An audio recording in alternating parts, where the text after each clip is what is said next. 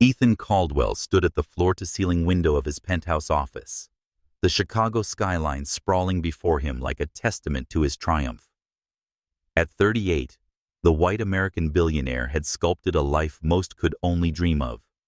Tailored Tom Ford suits, a private jet parked at O'Hare, and a Lake Michigan yacht that turned heads at every marina. His name adorned skyscrapers, and his face graced the covers of Forbes and Crane's Chicago Business. Yet, Ethan's jaw tightened as the late afternoon sun glinted off the Willis Tower. His empire, Caldwell Enterprises, was crumbling, and no amount of charm or polish could hide the truth. "Ethan, we're out of options," Marcus Reed, his lawyer and friend of 15 years, said from behind the sleek mahogany desk. Papers littered its surface, financial reports, projections, all screaming the same dire message. The board's panicking.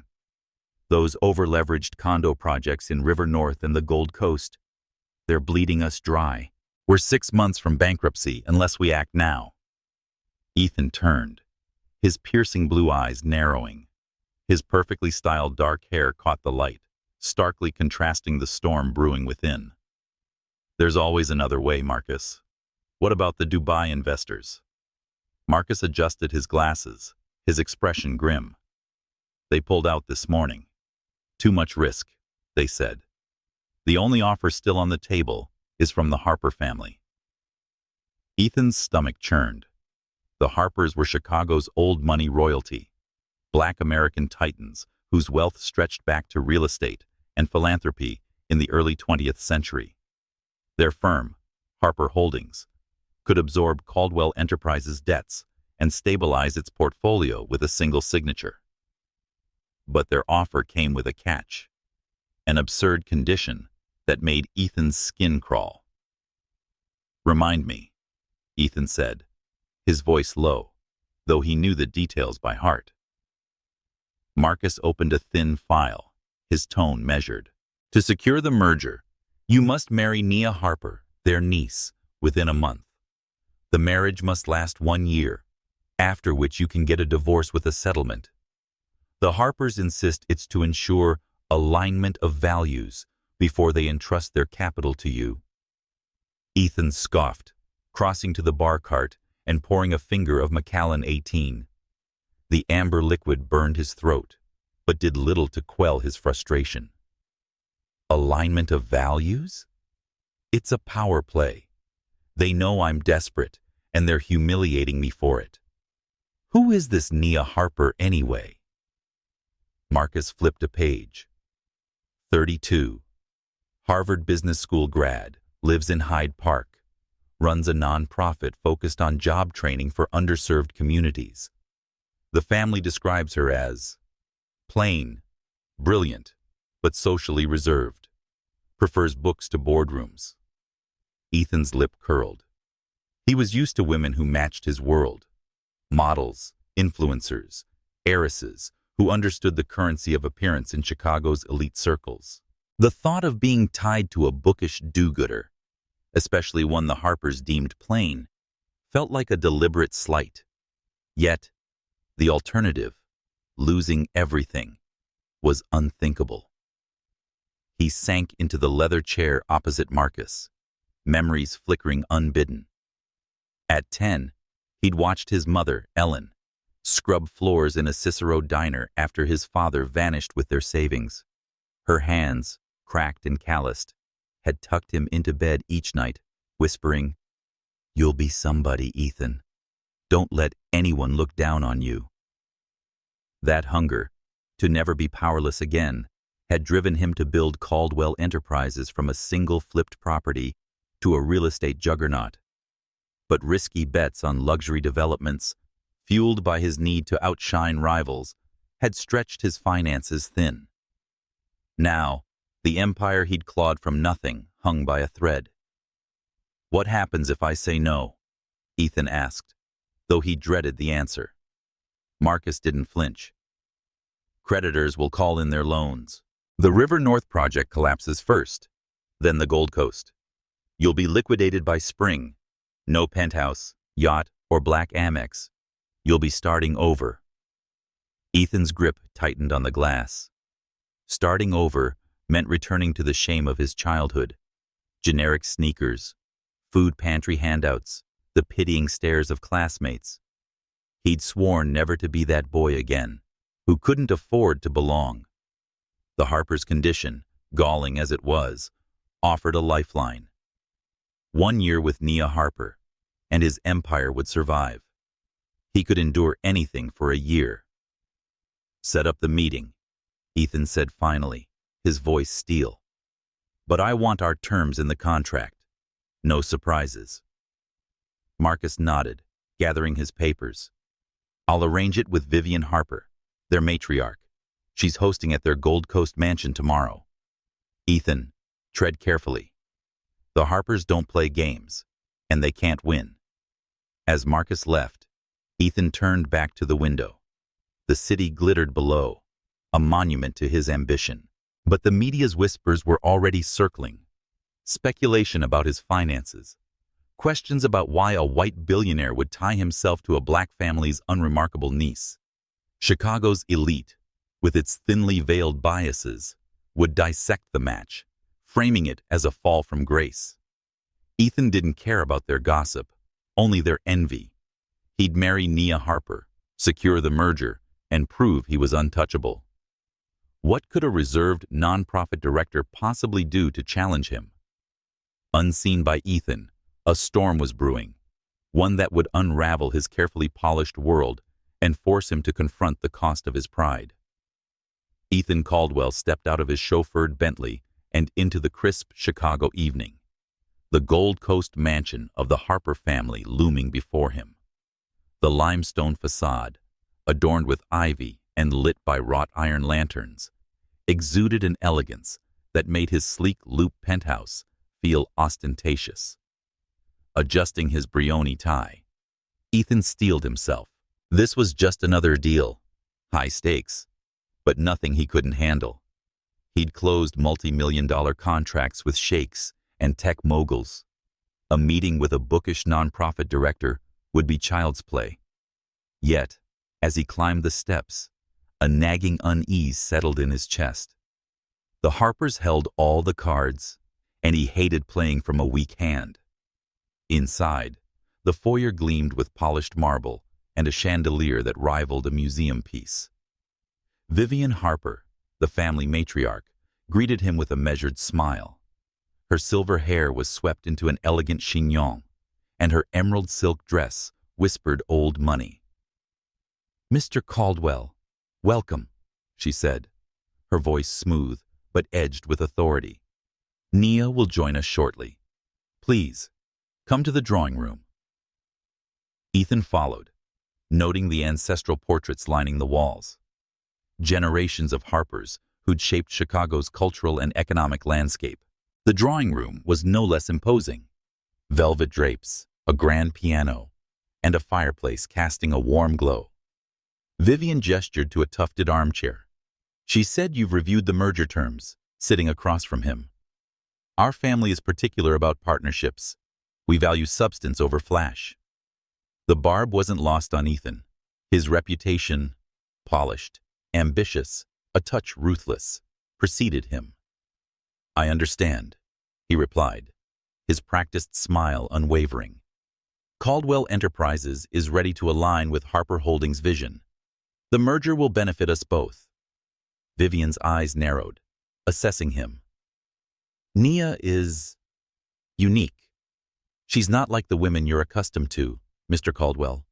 I hope you're prepared for that."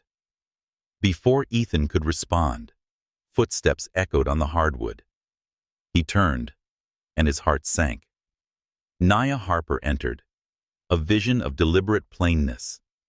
Her shapeless gray sweater hung loosely over a long, drab skirt, and her hair was pulled into a severe bun that seemed to tug at her scalp. Thick, oversized glasses dominated her face, magnifying dark eyes that studied him intently. She carried a worn leather satchel, clutching it like a shield. This was the woman he'd marry to save his empire? Ethan forced his expression to remain neutral, but inwardly, He recoiled. She was the antithesis of his world, where image was currency. "Mr. Caldwell," Nia said, her voice soft but clear, with a refined cadence that hinted at elite education. She took a seat beside Vivian, her posture rigid. "I assume you're here to discuss the terms of our arrangement." Ethan leaned forward, summoning his charm. "Miss Harper, it's a pleasure to meet you. This is an unusual situation, but we can make it work." Nia adjusted her glasses, her gaze piercing. "Is it a pleasure? I thought this was a transaction to save your company." Her words were precise, cutting through his polished veneer like a scalpel. Ethan blinked, caught off guard. Most people melted under his charisma, but Nia seemed immune. "It's a unique opportunity," and he recovered smoothly. "A partnership that benefits both sides." "Partnership implies equality," Nia countered. "This feels more like a necessity for you." She opened her satchel, pulling out a stack of documents. "I've reviewed the merger agreement and the marriage contract. The terms are clear. 1 year, public appearances as a couple, and a divorce with a settlement afterward." "Everything's in order." Vivian cleared her throat. "Nia, dear, let's not rush." "I'm not rushing, Aunt Vivian," Nia said, her tone firm. "I'm being transparent. Mr. Caldwell deserves to know what he's agreeing to." Ethan's unease deepened. Nia's calm efficiency was disarming, like a chess player who'd already mapped 10 moves ahead. He prided himself on reading people, but she was a blank page. "So, you're agreeing to the marriage?" he asked, trying to regain control. Nia met his eyes, her expression unreadable behind those glasses. "Yes, Mr. Caldwell. I'll marry you. The wedding can be set for 3 weeks from now, assuming you're as eager to secure the merger as your financials suggest." The bluntness stung, but Ethan masked it with a nod. 3 weeks' work. "I appreciate your directness." As they discussed logistics, guest lists, venues, media management, Ethan's mind raced. Nia was no naive bookworm. She was calculating, perhaps even dangerous. But what could she gain from this beyond a payout? His empire was at stake, not hers. She should be grateful for the chance to step into his world temporarily.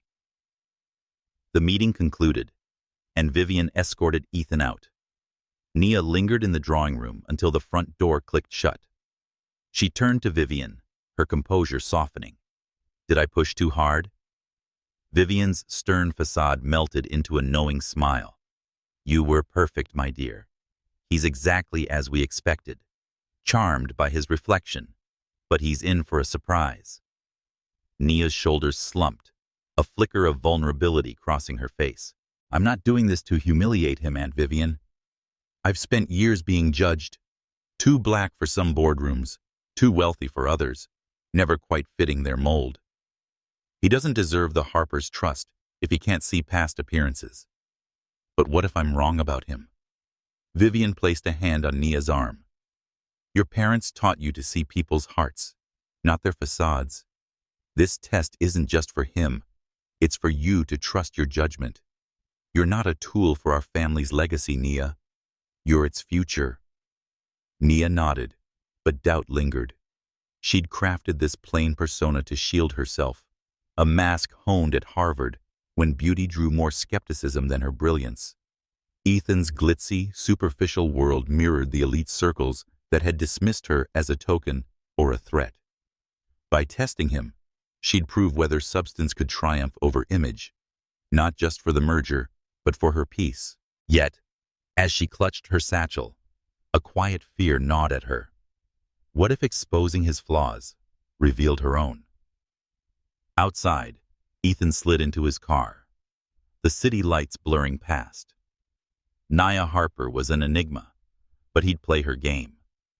3 weeks until the wedding, and then a year to outmaneuver her. He'd save his empire and walk away unscathed.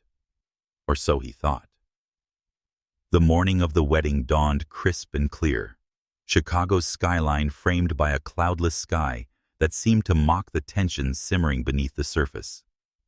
Holy Name Cathedral, its Gothic spires piercing the heavens, buzzed with the city's elite, bankers, philanthropists, and media moguls who'd secured coveted invitations to witness Ethan Caldwell's improbable union with Nia Harper.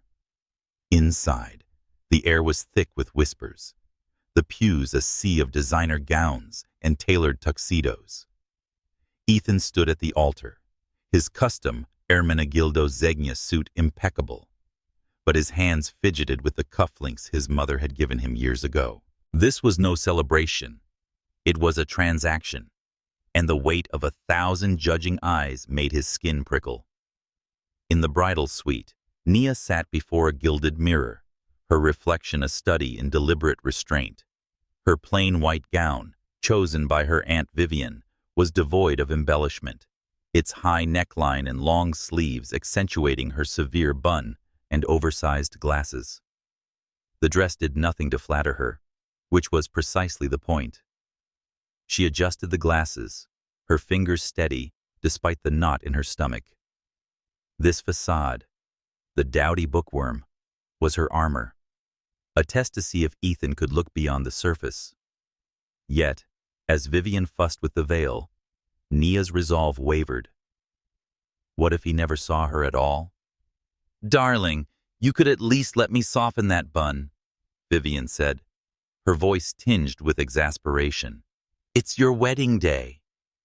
Nia met her aunt's eyes in the mirror, a faint smile on her lips. "I'm fine like this, Aunt Vivian. The guests expect a particular image, don't they? Let's not disappoint them." Vivian sighed, her emerald earrings glinting as she stepped back. "You're playing a dangerous game, Nia. He's not a fool, and neither is the press. They're already spinning this as a mismatch, Chicago's golden bachelor stooping to save his empire." The words stung, but Nia held her ground. She'd seen the headlines, Caldwell's desperate deal and Harper heiress. A curious choice. The media's subtext was clear, laced with assumptions about her place in Ethan's glittering world. She wasn't just a nonprofit director to them. She was a puzzle, her family's wealth clashing with her unpolished image. This scrutiny fueled her determination. If Ethan judged her by those standards, he'd fail her test and prove she was right to guard her heart. The organ swelled, signaling the ceremony's start. Nia descended the cathedral stairs, her satchel replaced by a simple bouquet. The congregation turned, their murmurs a low hum. Ethan's sister, Claire, sat near the front, her expression a mix of curiosity and unease. She'd flown in from Boston, her first visit in over a year, and Ethan's curt invitation had left her wary. Once close, they drifted apart as Ethan chased status, leaving Claire to fund her genetic research alone. She watched Nia approach, wondering what her brother saw in this reserved woman. Ethan's gaze locked on Nia, his practiced smile faltering. She looked even plainer than at their meeting, the gown accentuating her rigid posture. He reminded himself this was business, a year of appearances, then freedom. Yet, her steady gait and unflinching eyes unnerved him, as if she saw through his polished exterior to the boy who'd once feared losing everything. The ceremony was brief, the priest's words a blur of vows and blessings. When Ethan kissed Nia, a perfunctory brush of lips, the cameras flashed, capturing a moment the society pages would later call stiff. Nia's face remained impassive, her bouquet clutched tightly. As they turned to face the applause, Ethan caught a glimpse of a young woman in the pews, Tasha, a coder from Nia's nonprofit, beaming with pride. Nia's eyes softened briefly, a warmth Ethan missed, but Tasha cherished. At the cathedral's banquet hall reception, crystal chandeliers cast a golden glow over tables laden with orchids and champagne. Ethan navigated the crowd, shaking hands with investors while dodging pointed questions about the merger. Nia sat at the head table, barely touching her plate, her glasses catching the light. Guests whispered, some pitying Ethan, others speculating about Nia's motives. A Tribune reporter questioned Vivian about the Harper family's unorthodox condition. Vivian's response was icy. Our family values commitment, not spectacle. Claire approached Ethan, her wineglass in hand. So, this is your solution? She said, her tone sharp. Marrying a stranger to save your skyscrapers? Mom would have hated this.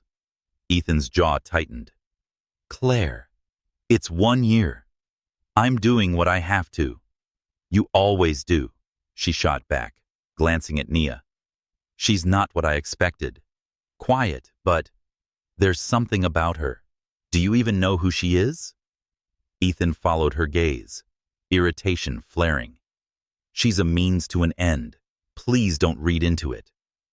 As Claire walked away, Ethan downed his champagne, the bubbles sour on his tongue.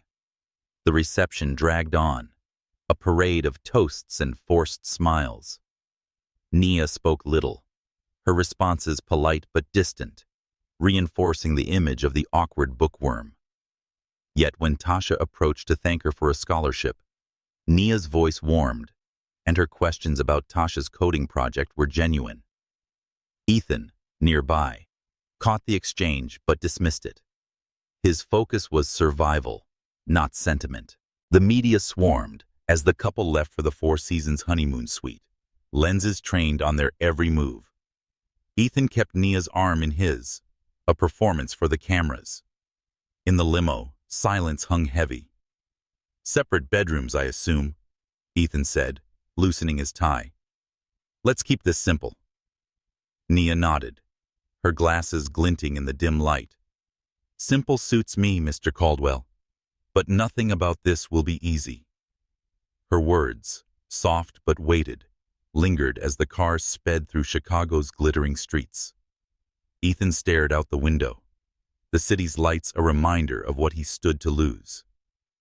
Nia, beside him, clutched her bouquet, her mind racing. The wedding had been her stage, the plain facade a perfect act. But beneath it, she felt the weight of her gamble. She wasn't just testing Ethan. She was risking her own heart, hoping he'd prove her cynicism wrong. The real performance, she knew, was yet to come. The Four Seasons honeymoon suite was a study in opulence. Crystal chandeliers, gold-trimmed furniture, and a view of Lake Michigan that glittered under Chicago's night sky. Ethan Caldwell loosened his bow tie, the weight of the day's performance, smiles for cameras, toasts for investors, sloughing off as he crossed to the bar. He poured a generous splash of bourbon, the amber liquid catching the light. The wedding was over, the merger papers signed, and his empire was safe now. All he had to do was survive a year with Nia Harper, the reserved woman he'd just married. Standing near the suite's entrance, he glanced at her, still clutching her bouquet, her plain gown and oversized glasses, making her look like a librarian lost in a gala. Ethan said, "Separate bedrooms, as agreed." His tone clipped as he raised his glass. "The staff prepared the second suite for you. Let's keep this professional." Nia set her bouquet on a side table, her movements deliberate. "Ethan, we need to talk first." Her voice was different, steady, with an undercurrent of steel that made him pause mid-sip. He turned, leaning against the bar. "Talk? About what?" "The contract's clear. 1 year, public appearances, then we part ways." "Simple. Is that what you think this is?" Nia asked, stepping into the center of the room. "A simple transaction?" There was a shift in her tone, a challenge that pricked at his confidence. Before he could respond, Nia removed her glasses, revealing deep brown eyes framed by long lashes that seemed to pierce through him. She tugged the pins from her bun, and waves of glossy dark hair cascaded past her shoulders, transforming her silhouette. Her posture straightened, shedding the awkward hunch, and her plain gown suddenly seemed less dowdy, as if it had been a costume all along. Ethan's glass slipped from his hand, shattering on the marble floor with a crash that echoed in the silence. "What?" Ethan stammered, his usual composure unraveling. "How?" Nia smiled, and it was a revelation. Radiant, confident, utterly disarming. "Are you surprised, Mr. Caldwell? Or just disappointed to lose the plain bookworm you thought you'd marry?" Ethan's mind reeled. The woman before him was stunning, her presence commanding the room in a way that rivaled any socialite he'd ever known. You planned this," he managed, his voice tight. "The glasses, the clothes. What was this? Some game?" "Not a game," Nia said, her smile fading to a steely resolve. "A test. Ethan, I wanted to see if you were as shallow as everyone says, the man who only values what sparkles on the surface. You failed, spectacularly." His shock gave way to anger, a flush creeping up his neck. "You lied to me. To everyone. For what? To humiliate me?" Nia stepped closer, her gaze unwavering. "Not to humiliate you. To protect myself. I've been judged by men like you, by boardrooms that see only my wealth or appearance, never my mind.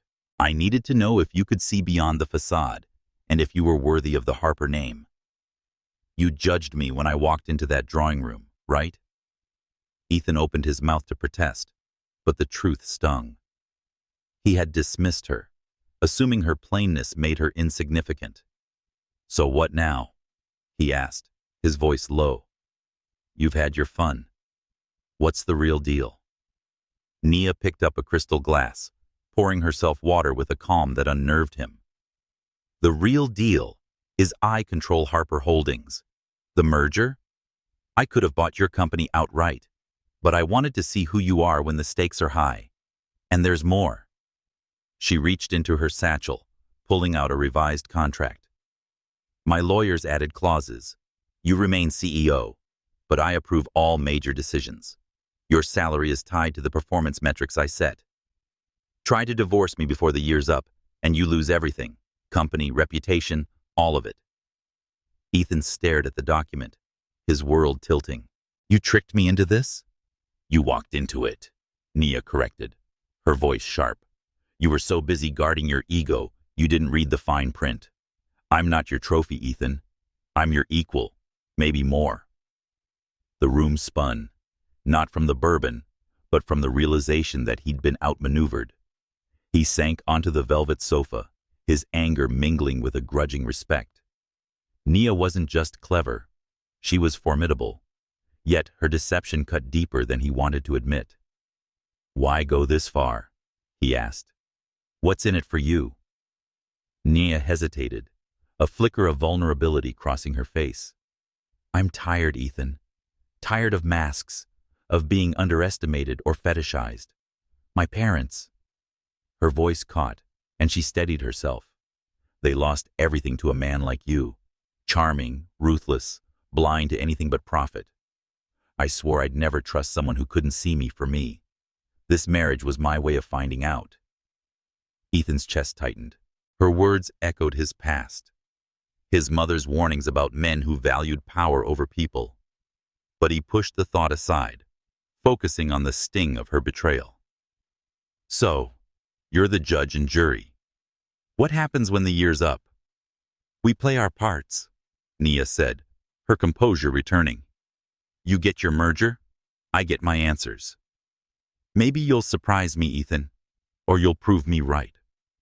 She turned toward the second bedroom, pausing at the door. "Good night, husband. Sleep on it. You've got a lot to learn." The door closed with a soft click, leaving Ethan alone with the shattered glass at his feet. He stared at it, a perfect metaphor for his fractured assumptions. Nia Harper wasn't the pawn he'd expected. She was the queen, and he'd walked into her gambit blind. Outside, Chicago's skyline glittered, indifferent to his turmoil. Ethan felt the weight of being seen for the first time, not as the untouchable tycoon, but as a man who'd misjudged everything. In her room, Nia leaned against the door, her heart pounding. The reveal had been calculated, but Ethan's reaction, shock, anger, a hint of curiosity, stirred something in her. She'd expected to feel triumphant, but instead, doubt crept in. Had she pushed him too far? Her parents' loss had taught her to guard her heart. But this test risked more than his pride. It risked her vulnerability. She glanced at the contract on her nightstand, its clauses a shield and a cage. "Let's see who you are, Ethan Caldwell," she whispered, her voice barely audible in the quiet suite. The boardroom of Caldwell Enterprises buzzed with tension, its sleek glass table reflecting the Chicago skyline beyond the 40th floor windows. Ethan Caldwell sat at the head, his tailored suit crisp but his posture stiff, a far cry from the commanding presence he'd once exuded. 2 weeks after the wedding, Nia Harper had called an emergency board meeting, and the room was packed with investors, executives, and a surprise guest, James Liu, Ethan's longtime rival, whose tech empire rivaled his own. Ethan's fingers drummed on the table, his unease growing. Nia's revelation in the honeymoon suite had left him reeling, her control over his company a bitter pill. Now, she was about to take center stage in his domain. Nia stood at the front, her plain sweater and glasses replaced by a tailored navy blazer and skirt accentuating her newfound confidence. Her hair, loose and glossy, framed a face that commanded attention. She clicked a remote, and a Caldwell Enterprises financial projection filled the screen.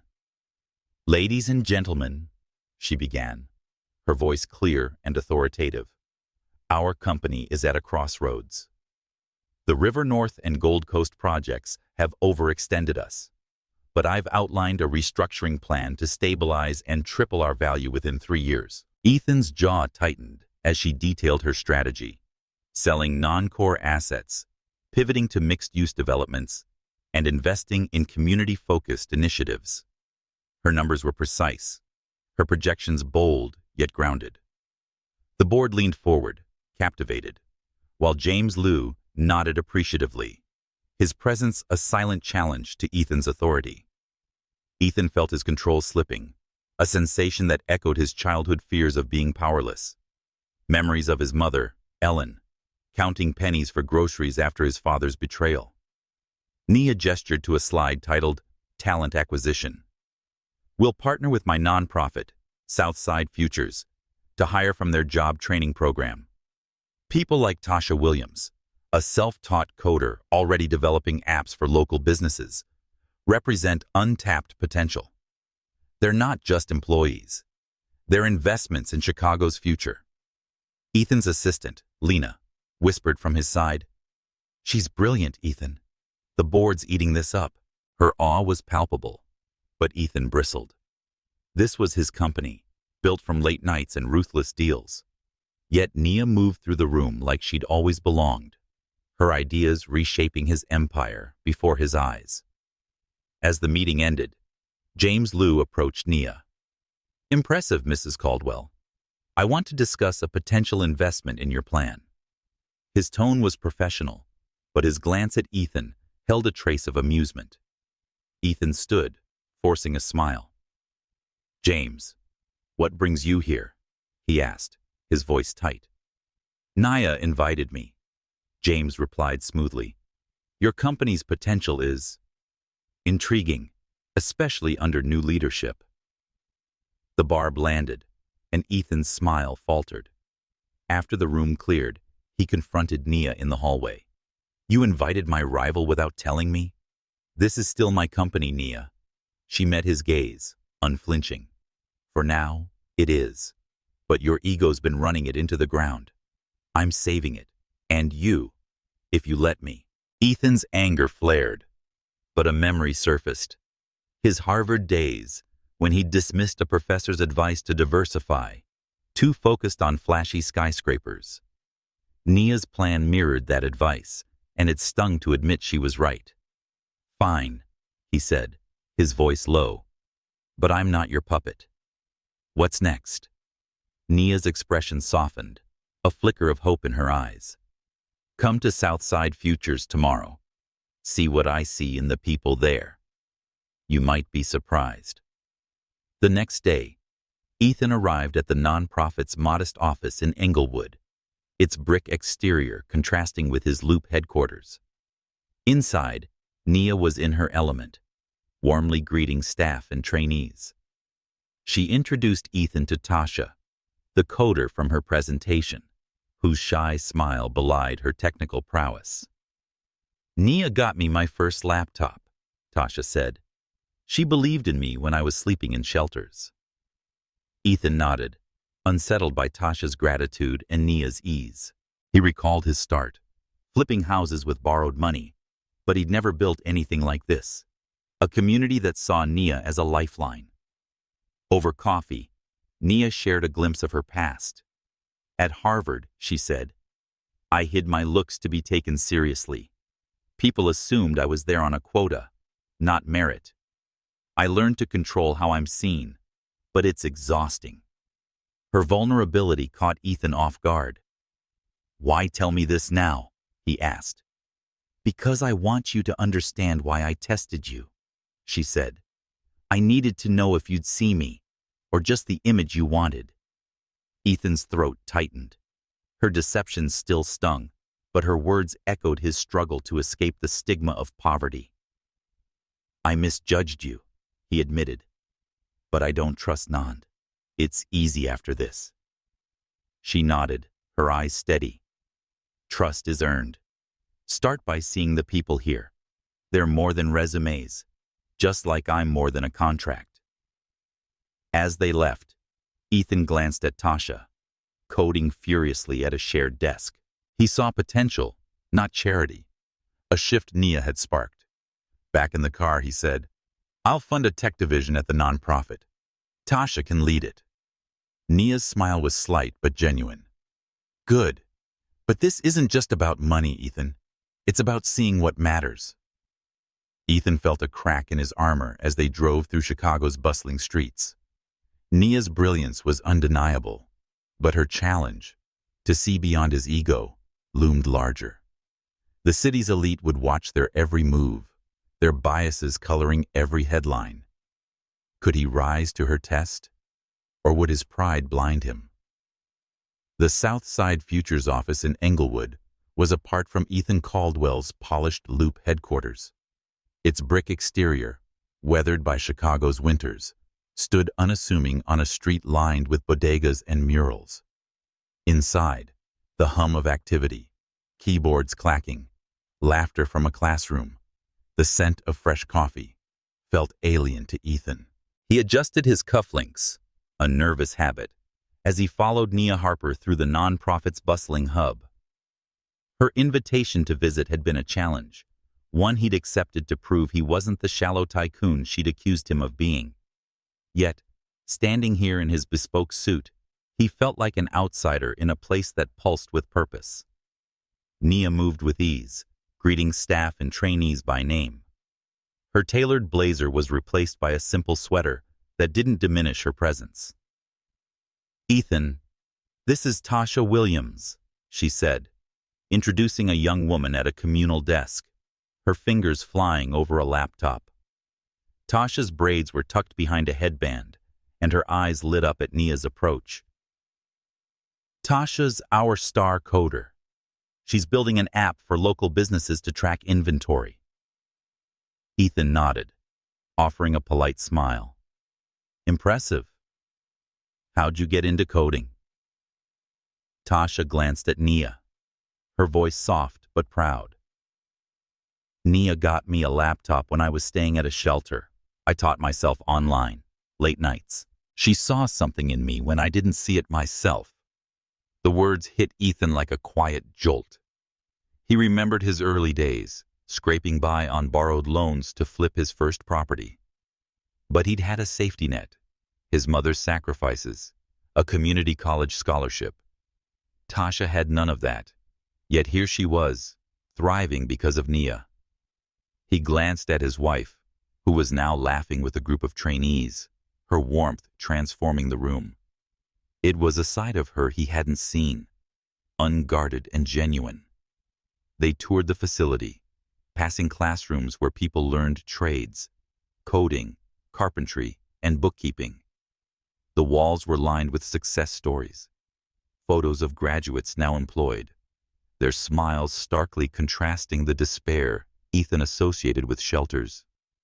His mind drifted to his childhood in Cicero, where his mother, Ellen, had relied on food banks after his father left. He'd hated those visits, the pity in volunteers' eyes. Yet, this place felt different, hopeful, not humiliating. Not. Nia had built that. In a quiet corner, over coffee from a communal pot, Nia opened up. "This place is personal," she said, stirring her mug. "After my parents died, I was lost. Books were my escape, but they couldn't fix the grief. I started Southside Futures to give people a chance I wish my family had. A way to rebuild without shame." Ethan's throat tightened. Her vulnerability echoed his buried memories. "I get it," he said, surprising himself. "My mom worked 3 jobs to keep us afloat. I swore I'd never be that vulnerable again. That's why I built all this." He gestured vaguely, meaning his empire. Nia's eyes softened. "That's why I tested you, Ethan. I needed to know if you'd value people like Tasha, or me, beyond what they can do for you. I've been dismissed too often, judged by people who saw only my wealth or my face, not my work." Her words stirred a memory. A college professor warning him that his drive for status would blind him to real opportunities. He'd ignored it, chasing skyscrapers instead.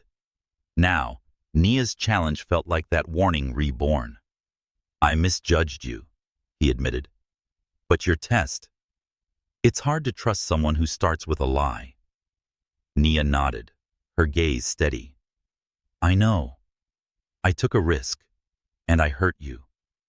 But trust starts here, with seeing what's real.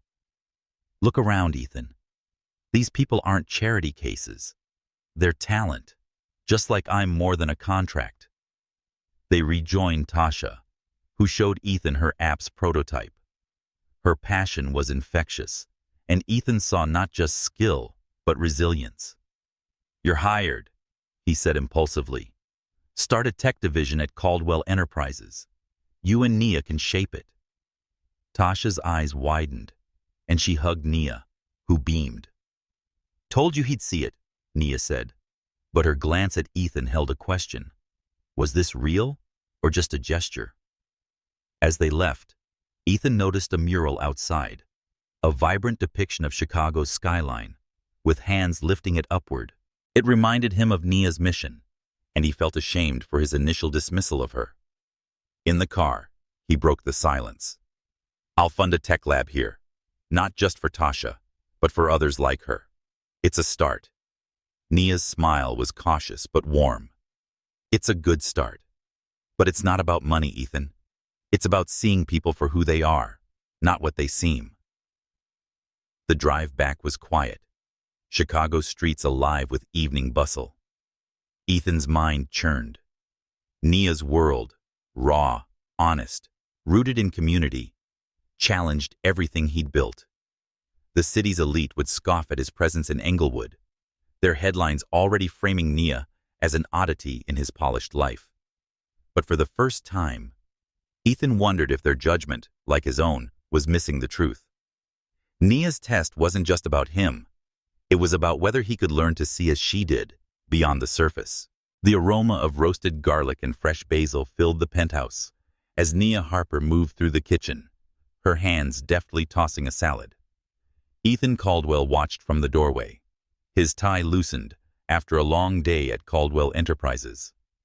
The domestic scene felt surreal.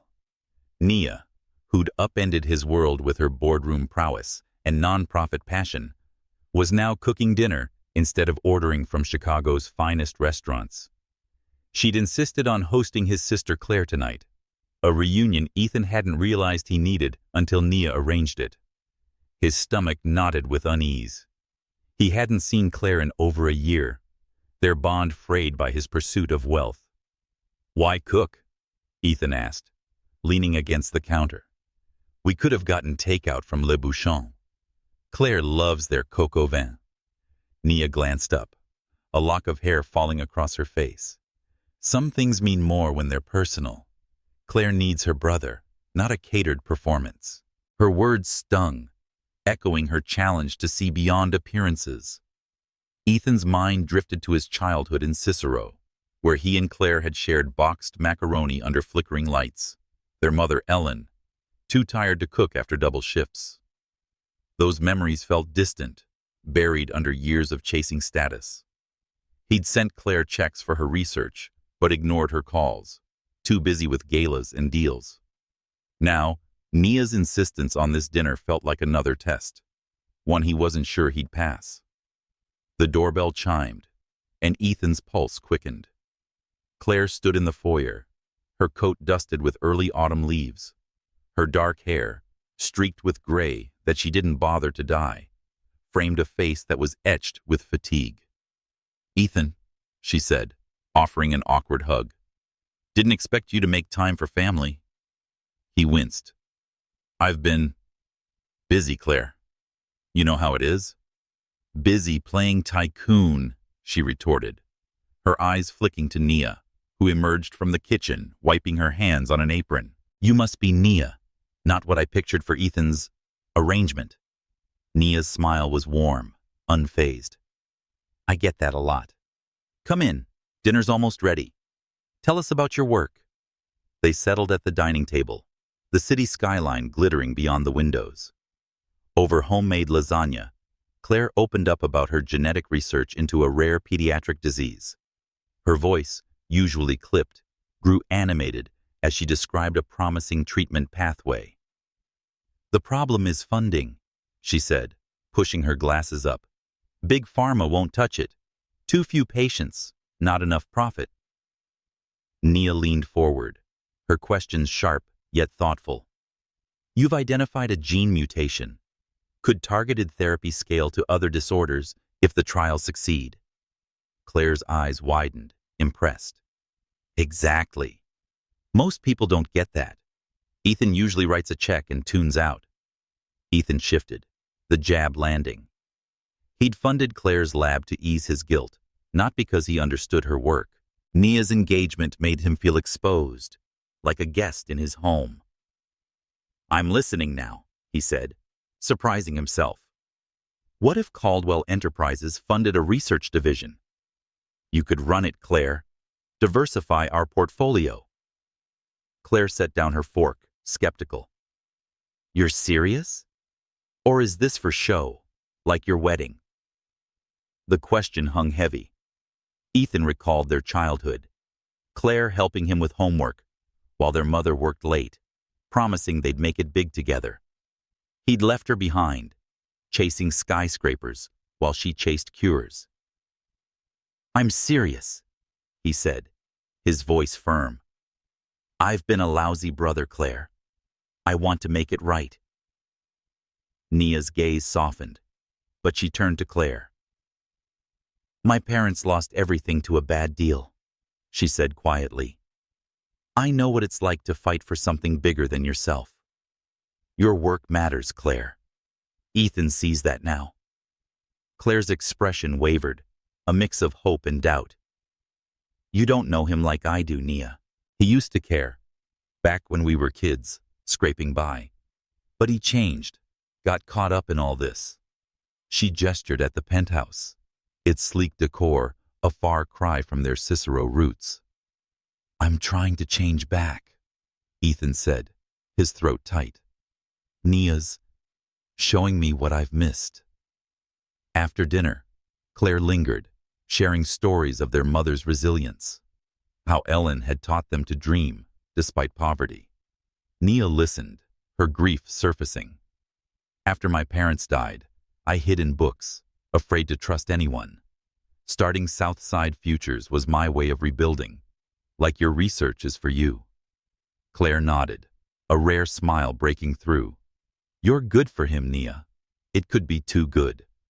As Claire left, promising to send research proposals, Ethan felt a weight lift. He turned to Nia, who was clearing plates. Thank you, he said softly. I didn't realize how much I'd lost with her. Nia paused, her eyes meeting his. You're not the only one who's been blind, Ethan. I tested you to protect myself, but maybe I've been hiding too, afraid to let anyone close. Her admission hung between them, raw and unguarded. Ethan saw a glimpse of the woman beneath the facade, not just the strategist who'd outmaneuvered him. Outside, Chicago's elite would dissect their marriage, their biases framing Nia as an enigma in their world. But in this moment, Ethan felt a shift, a desire to understand her, not just to win. Let's set up that research division, he said. For Claire, for you. Nia's smile was cautious, but real. It's a start, Ethan. Keep looking deeper. As they cleaned up, the city lights flickered below, a reminder of the world watching. Ethan wondered if he could meet Nia's challenge, to save his empire and reclaim the man he'd once been. The chandeliered ballroom of the Drake Hotel shimmered with Chicago's elite, who were gathered for the Caldwell Enterprises annual charity gala. Ethan Caldwell stood by a marble column, a glass of champagne in hand, his tailored tuxedo masking the tension coiling within. Weeks had passed since Nia Harper's boardroom takeover and their emotional dinner with his sister Claire. Ethan felt a shift, a grudging respect for Nia's vision, a flicker of connection in their shared vulnerabilities. Yet, her initial deception still gnawed at him, a wound reopened by the city's relentless scrutiny. The gala was their first major public appearance as a couple tonight, and the weight of every glance pressed on him. Nia glided through the crowd, her burgundy gown catching the light as she spoke with investors. Her confidence was magnetic, a far cry from the plain facade she'd worn at their wedding. Ethan watched her, torn between admiration and unease. The media had been merciless, their headlines, Caldwell's convenient bride and Harper heiress, power play or pity, laced with insinuations that painted Nia as an opportunist. The subtext stung, reducing her to a caricature in a world quick to judge. Ethan knew those biases too well. His rise had been scrutinized, and his humble roots were a footnote to his polished image. A familiar voice interrupted his thoughts. She's quite the actress, isn't she? Lauren Blake, his ex-girlfriend, purred, her sequined dress clinging to every curve. Her smile was sharp and predatory, from dowdy bookworm to this. You must feel played, Ethan. He stepped back, his jaw tight. Lauren, this isn't your scene anymore. Move on. She laughed, undeterred. Oh, I'm on the guest list, darling, and I'm not the only one wondering how long you'll play house with her. She gestured toward Nia, who was now laughing with a group of philanthropists. Before Ethan could respond, Nia appeared at his side, her hand on his arm. Lauren, good to see you, she said smoothly, her tone betraying nothing. I hear your startup's struggling. Need an introduction to the Goldman Sachs team? Lauren's smile faltered, her eyes narrowing. I'm fine, thanks. Just surprised you're still playing this game, Nia. Everyone knows it's a sham. Nia's expression remained serene, but Ethan felt her grip tighten. Enjoy the evening, Lauren, she said, steering Ethan toward the dance floor as the band struck up a slow waltz. Ignore her. She's fishing for a reaction. Ethan followed her lead, and their steps were practiced but tense. She's not wrong, he said quietly, his voice edged with hurt. You did play me, Nia, and now the whole city's watching, waiting for us to crack. Nia's eyes met his, a flicker of pain beneath her composure. I know I hurt you, Ethan. I built that facade because I've spent years being judged, boxed into roles I didn't choose. I needed to know you weren't like them, only seeing what's convenient. But I'm not proud of the lie." Her admission stirred a mix of anger and empathy. Ethan remembered his masks and charming smiles to hide his fear of failure, from which he had been born during childhood nights, counting coins with his mother. "I want to trust you," he said, his voice low. "But every time I think I know you, I wonder what else you're hiding." Before Nia could reply, a commotion erupted at the ballroom's entrance. Lauren stood with a Chicago Tribune reporter, her voice carrying. "It's a fraud. Their marriage is just a deal to save his company. Ask her about the contract." The room fell silent, all eyes on Nia. Ethan's instinct was to intervene, but Nia squeezed his hand. "Let me handle this," she whispered, stepping forward. Her voice was calm, resonant. "Lauren's right about one thing. I wasn't what I initially seemed. I hid my strength to test Ethan, to see if he valued more than appearances. I was wrong to deceive him, and I've apologized. But this marriage?" She glanced at Ethan, her gaze softening. "It's becoming something real, despite what people like Lauren assume." The crowd murmured, some nodding, others skeptical. Ethan's chest tightened. Her words were a public olive branch, but they exposed his vulnerability. He stepped beside her, his voice firm. "Nia's my partner, not a prop. If you're looking for a story, Lauren, tell them about your startup's shady loans." Gasps rippled through the room. Nia's lips twitched, a suppressed smile. "Security, please ensure Ms. Blake gets home safely," she said, nodding to the guards. As Lauren was escorted out, the band resumed, and the gala's energy shifted, the crowd buzzing with admiration for Nia's poise. Later, in the quiet of their limo, Ethan broke the silence. "You didn't have to do that. Call it real. Why take the hit?" Nia looked out at Chicago's glittering streets. "Because I'm tired of hiding, Ethan. I tested you to protect myself, but I also hurt you. I want us to start fresh, even if it's messy." He studied her, seeing the woman who'd outsmarted him yet stood vulnerable now. The city's elite would keep dissecting their marriage, their biases framing Nia as a schemer or savior. But Ethan felt a spark of trust, fragile but growing. "Let's get through this Gala fallout," he said. "Together." Nia nodded, her hand brushing his. "Together." But we're not done talking about trust. As the limo sped through the night, Ethan realized the scandal wasn't just a threat, but a chance to see Nia and himself without masks. The morning after the gala, Ethan Caldwell sat in his penthouse office, the Chicago skyline a gray blur through the rain-streaked windows. The Tribune headline on his desk screamed, "Caldwell marriage a sham. Ex-girlfriend's claims." Sparked doubt. Nia Harper's poised response had quelled the crowd, but the media storm lingered, with blogs dissecting their every glance. Ethan's fingers traced the edge of his coffee mug, his mind replaying Nia's words. It's becoming something real. Her admission had stirred hope, but the sting of her initial deception, those glasses, that contract, kept trust out of reach. Now, as the city's elite whispered, a new crisis loomed. Nia burst in, her tablet glowing with urgent emails. "Ethan, we've got a problem," she said, her voice taut. "Our accounting team found irregularities in the books, millions missing from the River North project." Ethan's stomach dropped. "Missing? How?" "I review those reports monthly."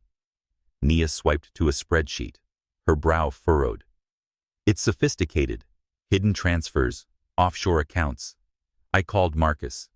He's digging deeper, but it points to Greg Turner, your CFO." "Greg?" Ethan stood, pacing. Greg Turner had been with him for 7 years, a loyal confidant who'd toasted his wedding and sealed his first big deal. The betrayal cut deep, echoing his father's abandonment when Ethan was a boy, leaving his mother to scrape by. That's impossible. I'd have noticed. Nia's gaze softened, but didn't waver. You were distracted, Ethan. Galas, headlines, me.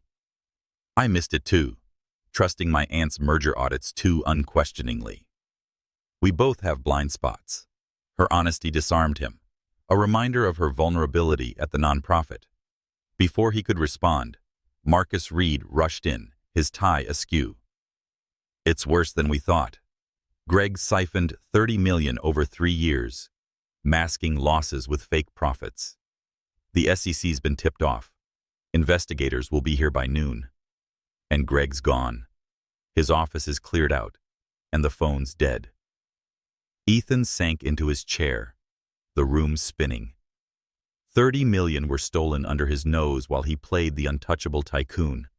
The media would feast on this, framing him as a fool or worse, a fraud. What now? He asked, his voice hollow. Nia was already on her phone.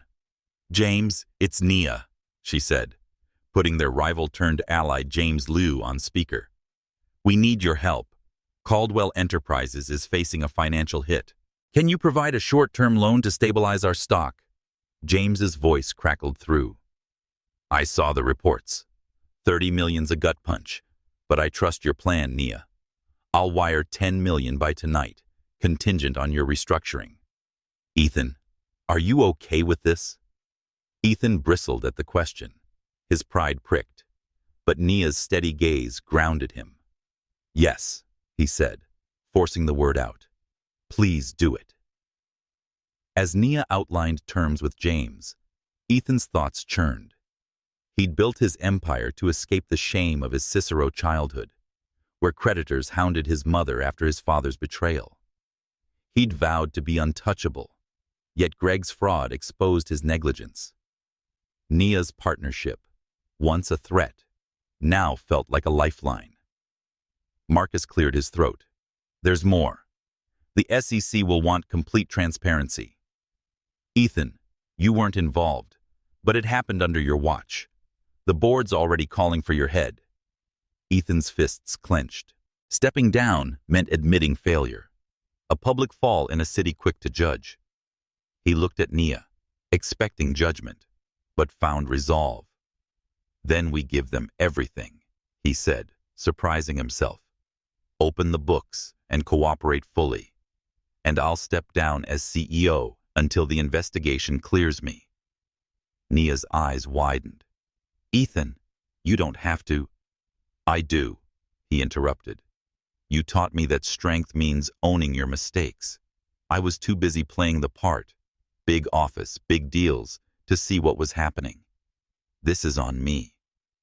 Nia nodded, a flicker of pride in her gaze. Okay, but we do this together. I'll handle the press. You prep the board. James's loan buys us time, and Claire's research division can be spun off to protect it. Ethan recalled Claire's passion at dinner, her work a beacon of purpose he'd ignored for too long. Good. Let's keep her out of this mess. As they worked through the morning, Nia drafted statements, and Ethan briefed the board, causing a fragile partnership to emerge. Yet, trust remained elusive. In a quiet moment, Ethan faced her. I'm trying, Nia, but your test, hiding who you were, makes me wonder what else I'm missing. Nia's shoulders tensed, her voice soft. I know I broke your trust, Ethan. I built that facade to protect myself from a world that judges me before I speak. But I'm here now, fighting for us. Isn't that enough? Her words echoed his fear of being seen as the poor kid again, not the tycoon. He wanted to believe her, but doubt lingered. It's a start, he said finally. Let's get through this. By afternoon, the SEC arrived, their questions relentless. Outside, reporters swarmed, their cameras reminded of Chicago's unforgiving gaze. The city's elite would spin this as Ethan's downfall, Nia's role as his savior, or schemer. However, As they faced the crisis, Ethan felt a shift, not just in their partnership, but in himself. This wasn't about saving face anymore, but saving something real. The Chicago wind whipped through the penthouse balcony where Ethan Caldwell stood. The city's skyline a jagged silhouette against the dusk. Weeks had passed since Greg Turner's betrayal rocked Caldwell Enterprises, and the SEC investigation had turned their lives into a gauntlet of depositions and headlines. Yet, tonight, the chaos felt distant. Ethan's decision to step down as CEO had steadied the company, bolstered by James Liu's loan and Nia Harper's deft press handling. But their late-night talks, raw and unguarded, had begun to mend the deeper fracture, his distrust of Nia's initial deception. Inside, Nia sat at the dining table, her laptop closed for once. A stack of documents, sale contracts for Ethan's yacht and Lakeshore Drive condo, lay beside her. Ethan had sold them to replace the stolen $30 million, which stunned the board and silenced critics. The media, once vicious, now spun a new narrative. Tycoon's redemption through sacrifice. Nia's transparency about her nonprofit work and Claire's research had swayed public opinion, painting them as a couple with heart.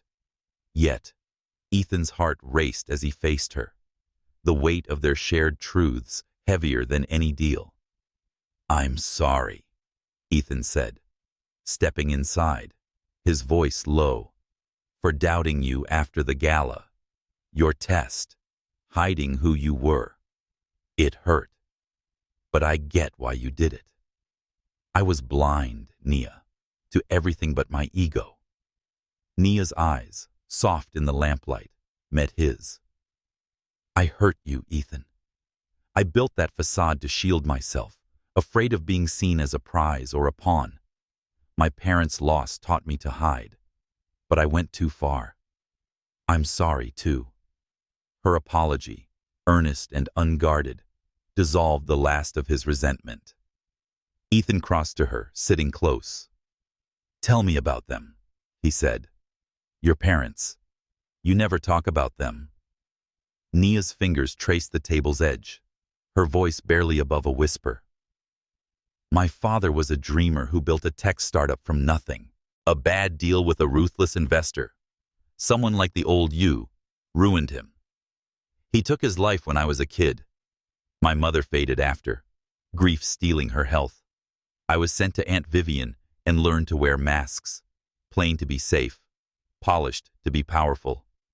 I tested you because I was afraid you'd break me too." Ethan's chest tightened, memories of his past surfacing. "I grew up scared too," he admitted. "My father left us with nothing, and my mom worked herself to the bone. I swore I'd never be powerless again, so I chased status, yachts, condos, headlines. But it closed my eyes to people like Claire, like you." Nia reached for his hand, her touch warm. "You're not that man anymore, Ethan. Selling your assets, funding Claire's research, that's real." He squeezed her hand, a smile breaking through. "Only because you showed me what real looks like. I love you, Nia. Not the contract, not the merger. Just you, all of you." Her breath caught, eyes glistening. "She said I wasn't supposed to fall for you," laughing softly. "I wanted to teach you a lesson, not lose my heart." "I love you too, Ethan, masks and all." Their kiss was tentative, then fierce, releasing months of tension. It wasn't for the cameras or the contract. It was theirs, raw and authentic. As they pulled apart, Nia's smile was radiant.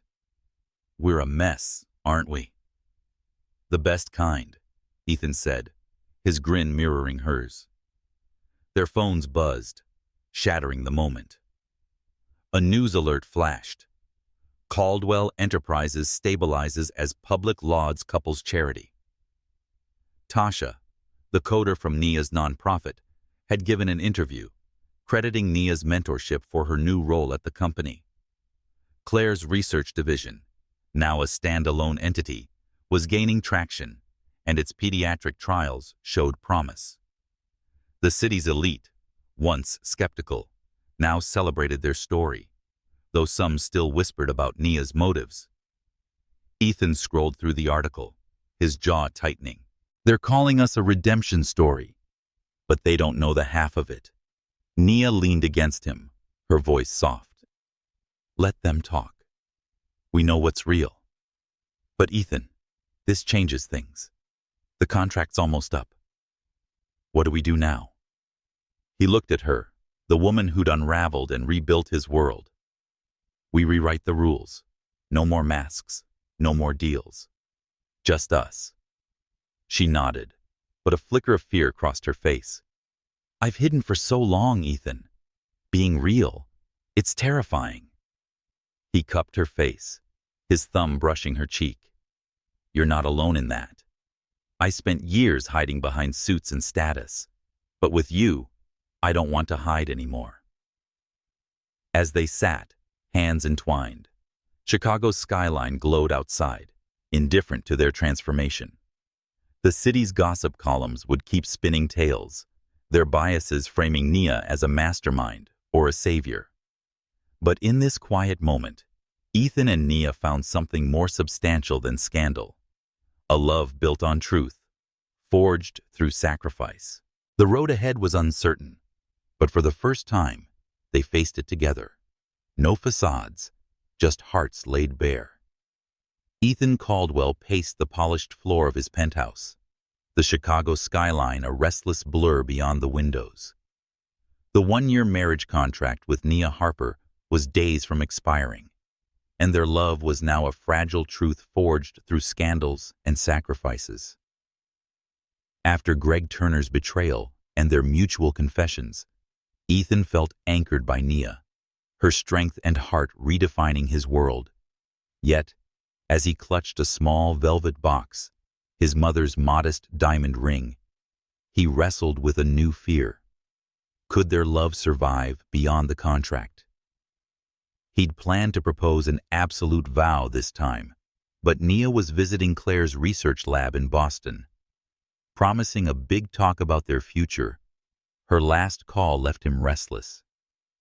His phone shattered the silence, Claire's name flashing. Ethan, she said, her voice trembling. There's been an accident. Nia's hurt. A driver ran a red light as she crossed to the lab. She's at Mass General. Critical. You need to get here. The world tilted. Ethan's private jet was airborne within 30 minutes, Chicago fading as his mind replayed Nia's smile, her challenge to see what's real. The flight to Boston was a blur of dread, memories flooding in. His mother, Ellen, collapsing from exhaustion when he was a boy. His vow, never to lose someone again. Nia had become his anchor. Her nonprofit work and fierce honesty pulled him from a life of empty status. Losing her now was unthinkable. Ethan found Claire and Vivian Harper in the waiting room at Massachusetts General Hospital, their faces etched with worry. Vivian's usually impeccable chignon was frayed, her eyes red. Vivian said she was coming to tell you something, handing him an envelope. She wanted it to be a surprise. Ethan opened it, his hands shaking. Inside was a letter from a fertility clinic, dated months ago, confirming Nia's treatments to start a family. She wanted kids with you, Vivian said softly. She was scared to tell you, afraid you'd see it as another manipulation. Ethan's knees buckled, and he sank into a chair.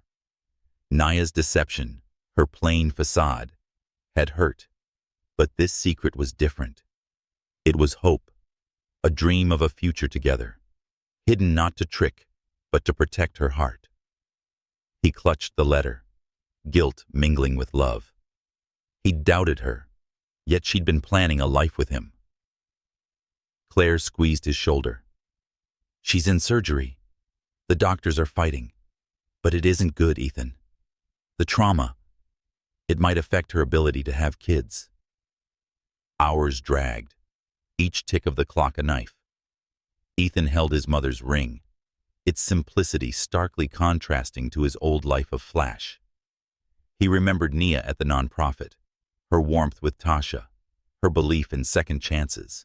She'd taught him to see beyond appearances, to value heart over image. Now, he could lose her. Finally, a doctor emerged. Mrs. Caldwell is stable, but the next 24 hours are critical. The abdominal trauma. Biological children may not be possible. Ethan's throat tightened, but he nodded. Can I see her? In the ICU, Nia looked fragile, her face pale against the white sheets, IV lines snaking from her arms. Ethan sat beside her, taking her hand gently. Nia, he whispered, a year ago, I thought success was suits and skyscrapers. Then you came, turned my world upside down. You showed me what matters. He opened the velvet box, slipping the ring onto her finger. I would do this right. Dinner, candles, the works. But now, I need you to wake up. I don't care about kids or what anyone thinks. I love you, the real woman who made me better. A faint pressure on his hand made him look up. Nia's eyes fluttered open, her voice a hoarse whisper. That's good because you're stuck with me. Ethan hit the call button, tears blurring his vision. Don't talk, Nia. You're in the hospital. Her gaze found the ring, a weak smile forming. Is this? Yes, he said, his voice breaking.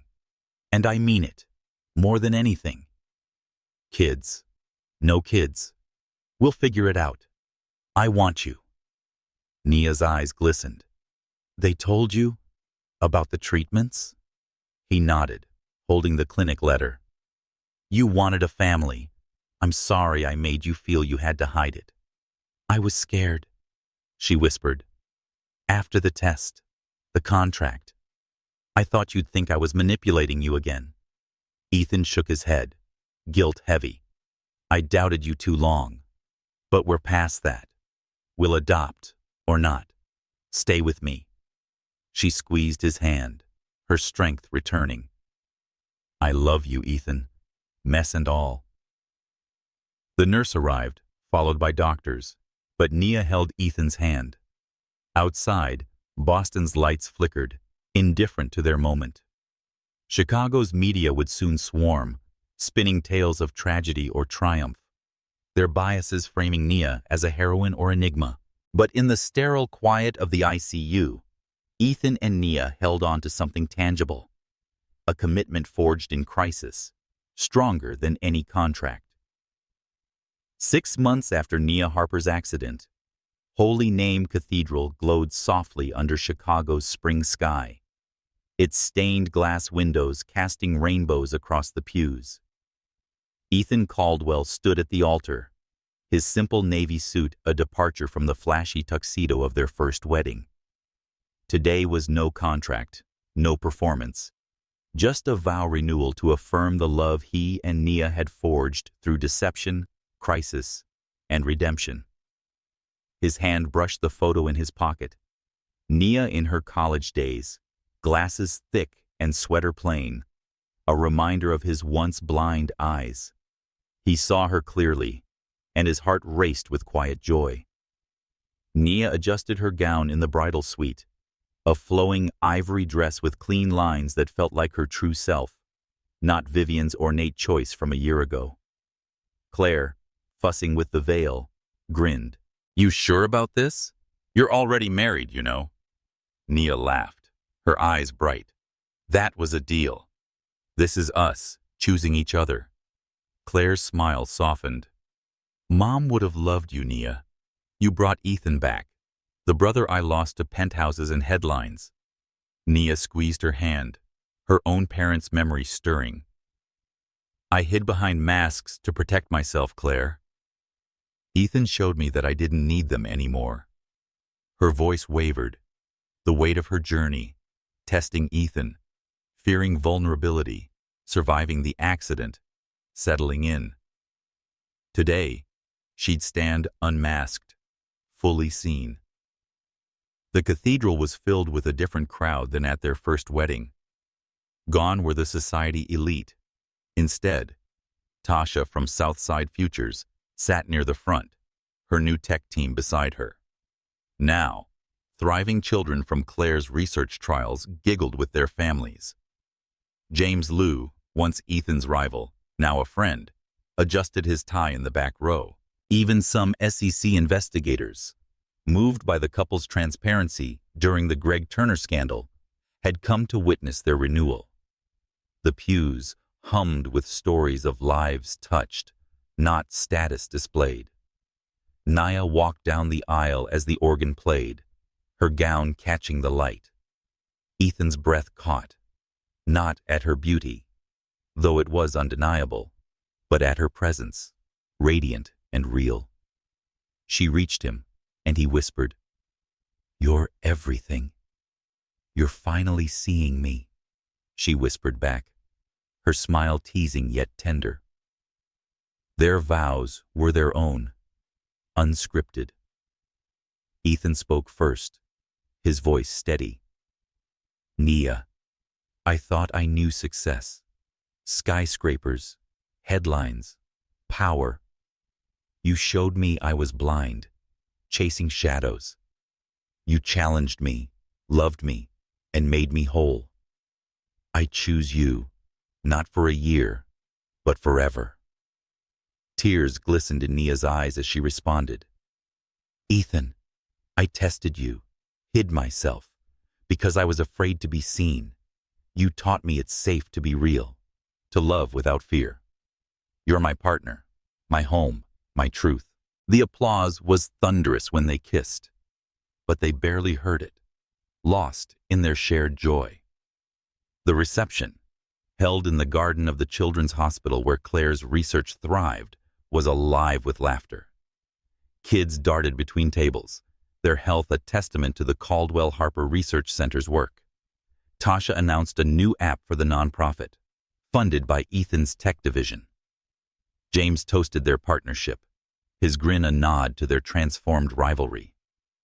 In a quiet corner, Ethan handed Naya an envelope. "It's a deed," he said. "The Wicker Park brownstone where my mom raised us. I repurchased it. It's not a penthouse, but it's home for us, for the family we'll build." Nia's fingers traced the paper, her eyes wet. "It's perfect, Ethan, just like your mom's ring." She touched the diamond on her finger, symbolizing their real beginning. Vivian approached, her eyes misty.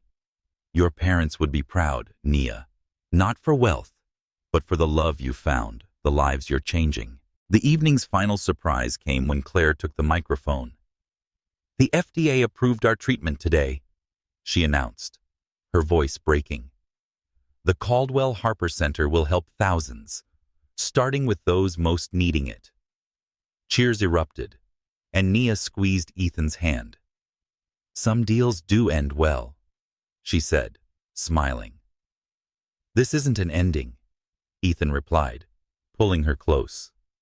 "It's our start." As they danced under the stars, Chicago's skyline loomed in the distance, its judgment softened by their story. The media called it the love that redeemed a tycoon, but Ethan and Nia ignored the headlines. Their office now held two photos: Nia's college days, plain and serious, and Nia now, confident and trustworthy. Between them, a quote Ethan chose: "What's essential is invisible to the eye. Love sees with the heart." Their journey, from deception to truth, contract to commitment, proved that the greatest love stories reveal who we're meant to be.